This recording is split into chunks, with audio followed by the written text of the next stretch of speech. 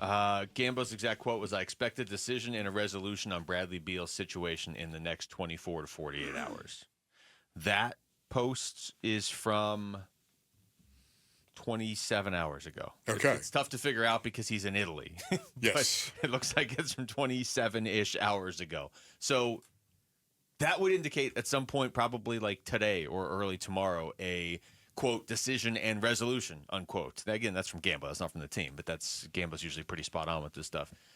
Is gonna come up here with Bradley Beal, and then they still have other moves they're gonna have to make too. But this is obviously, to me, this was always the biggest obstacle. This was so much bigger than the Durant thing. Is can you move off Bradley Beal's contract? Because to me, this is the biggest issue they had for the last 2 years with Bradley Beal's contract. You know what's so cool about this, too? Again, as a former player, you know me, Luke. I'm looking at the culture, and you know how much I love the culture of professional sports teams. To me, it brings back so many memories, and I love it. And you can see the culture of the Phoenix Suns really shaping up right now. And you think of Bradley Beal and Kevin Durant, Basinonians. What a misfit they are for the culture going forward. It was just, oh man, when suddenly they acquired Kevin Durant after initial hesitation, I was all on board for that. And then Bradley Beal brought on, man, it was incredible. Matt Ishbia came in here and said, I'm going to do something about this. And he did. And yet that culture is so different than what we're looking at right now. Just how bad a culture fit Bradley Beal is for the Phoenix Suns going forward. Well, Bradley Beal was brought onto this team as like the missing piece, whether you agreed with it at the time or not. I mean, I ironically was in San Diego when they made that trade, and I remember thinking, like, how did they make this You're trade? You're always in San Diego. Again, I won't be here when they move him, apparently, if that happens today or tomorrow. But I that one was a little more. I'm not going to say I was like steadfast against it when it happened. I just wasn't really for it either. I was just kind of like, this is odd, this one. But the KD one, I mean, I like the move. I like the mentality of going for it. I didn't like moving Mikal Bridges. I understand. I didn't like moving all the picks, but I get that you have to move stuff to bring in Kevin Durant in maybe not his prime, but the guy still played just fine when he was here. That one I was a lot more excited about. The Beal one is like, okay, you're moving on from Chris Paul. I mean, weren't those simpler times, Wolf, when the biggest problem for the Phoenix Suns was Chris Paul couldn't keep his hand healthy during the playoffs? That was our biggest problem a couple years ago when they made that move. Now it's like, okay, everybody learn trigonometry so we can figure out how to get out from under the second apron with Bradley Beal's contract. Well, here's the simple solution. Get off Bradley Beal's contract. That's it. That's the simplest solution. It doesn't instantly make you good, but it allows you to start building a basketball team again, because when they brought him in, he was supposed to be the final piece. He is not the final piece right now, even if he has the best year of his career. And to that, are you ready to cut him and eat it for 2 years? Just cut him and eat it. Are you ready for that?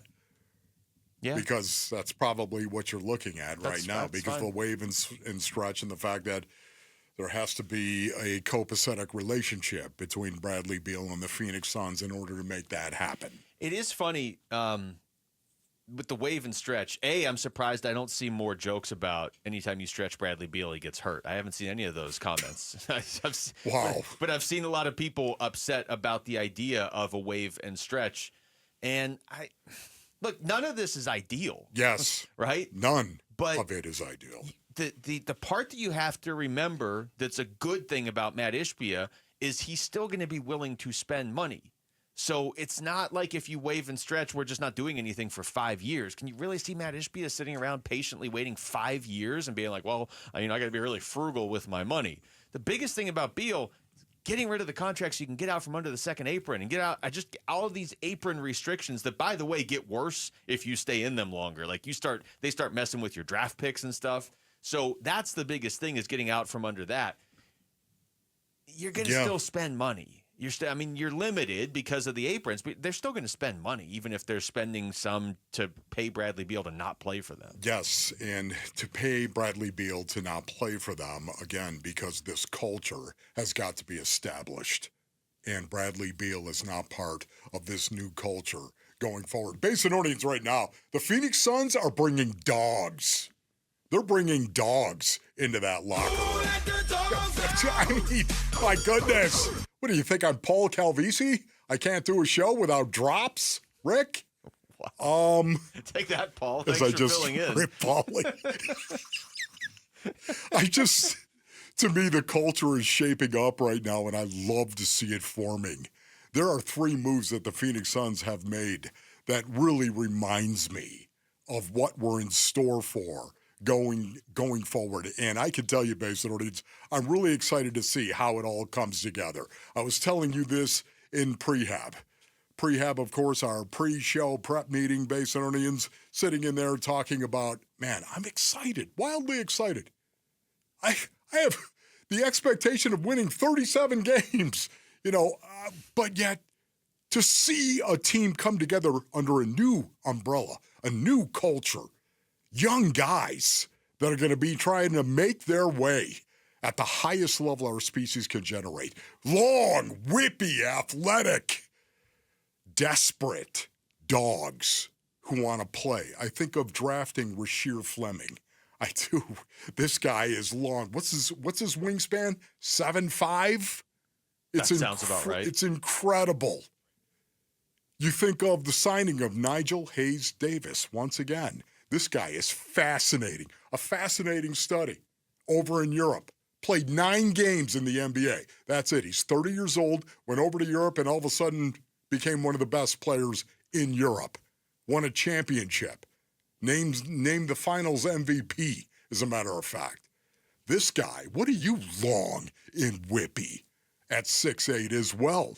Hyper athletic, who can shoot the 3. And, oh, by the way, a 1-year contract. This is a prove it. This is it. This is his shot at the NBA once again. You think he's going to be all out?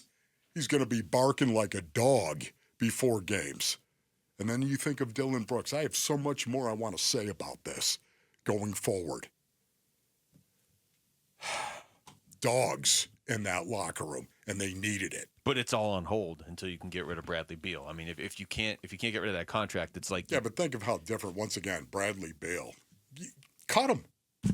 Eat it. I'm with you. Maddie's ready to do that. It's his money. I mean, Absolutely. It's really easy. It's funny when people are like, no, you can't spend your money like that. It's not like he has... has... they have to bring him back. Cut it and eat it. Thanks for watching Wolf and Luke. Tap to see more and click the button in the middle to subscribe to Arizona Sports.